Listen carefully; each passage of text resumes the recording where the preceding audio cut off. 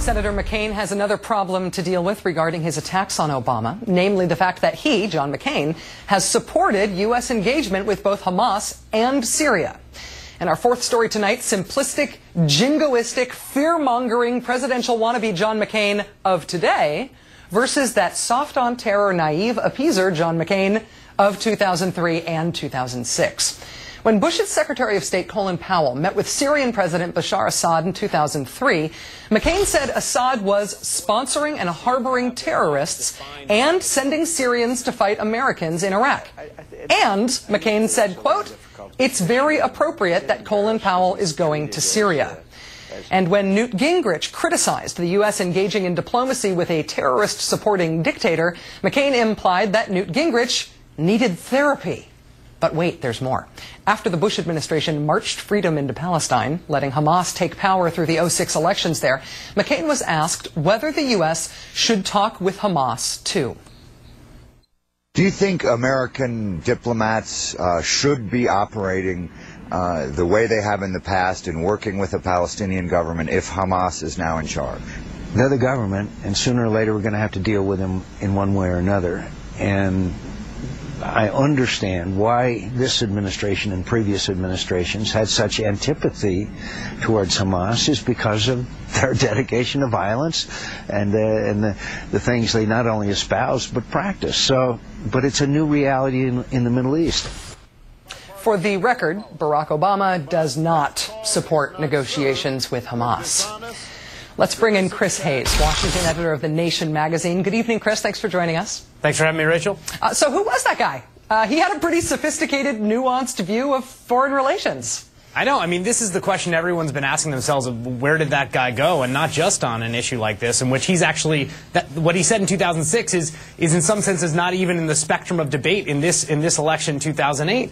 And it's not just on that issue, it's on almost every issue, from opposing the Bush tax cuts to calling Pat Robertson and Jerry Falwell agents of intolerance before embracing them. There's a whole kind of greatest hits album you could put together of moments of sensibility from John McCain that he's just thrown off the boat as he's rowing as fast as he can into the arms of the right-wing sector of the Republican Party. Well, Chris, which do you think that McCain is at greater risk of here? The perception that he is a flip-flopper, that he has changed his positions back and forth over time? Or is he more at risk of the perception that he's just incoherent on a lot of stuff, including foreign policy, that he doesn't appear to have any guiding compass for his stance on America's place in the world and a lot of other policy matters? Yeah, I mean, I think it's a tough call because flip-flopper is this kind of operating concept that we have in American presidential politics. I would say it's probably going to be that in many cases. But in some senses, right, I mean, the whole thing that he's built his reputation on is this sort of integrity. And if you look at his positions and compare them now to what they were in the past, you have two options. Either he believes now what he says he believes, and those beliefs are in direct contradiction to vast majorities of the American electorate, or he's just essentially pandering and he's shamelessly adopting views he doesn't hold, which cuts against the entire rationale of the sort of maverick John McCain who has such integrity he's willing to champion unpopular views. My sense is that there was a time when the unilateral go it alone, with us or against us, Bush v. World stance was actually politically advantageous to Republicans for a while. I don't think that's true anymore, particularly after the GOP got their clock cleaned in '06. Richard Wolff was talking about this a little earlier in the show.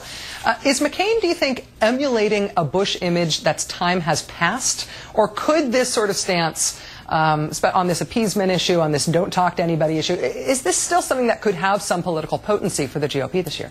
You know, I think there's vestigial potency, and I would never sort of underestimate the power of fear in any kind of political campaign. But what we're seeing in the last few days, which is really remarkable, are the diminished returns of that. In fact, we're seeing McCain play defense on foreign policy. He was so panicked about the 100 years comment that he had to rush himself out and actually reduce that by 95% and say, oh, we're going to get out in 5 years. I mean, if we give him a little more time, maybe he'll be down to 3 months. You know, the point is that we haven't seen this in the last 8 years. We haven't seen Republicans running away from this sort of cowboy image because they've found it so politically beneficial to don that mantle. And I think we're beginning to see a sea change in the electorate right now.